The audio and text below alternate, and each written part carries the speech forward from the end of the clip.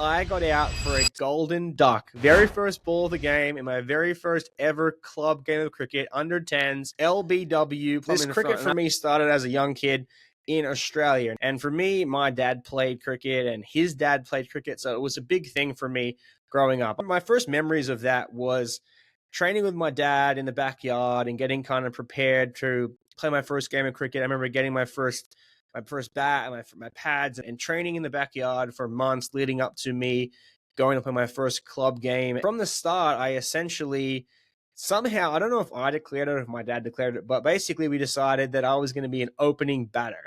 So for the Americans that are listening, the opening batter role is probably the hardest role in cricket. You have to go out and face the first pitch of the day, the first ball of the day, kind of like a leadoff hitter in baseball.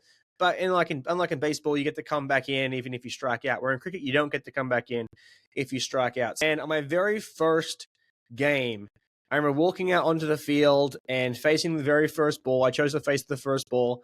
And I got out for a golden duck. Very first ball of the game in my very first ever club game of cricket, under 10s, LBW, plumb in the front. And I remember walking off being like, wow, I trained so hard for this very, very first game, and then I ended up getting the golden duck. Full episode now available on YouTube and Spotify.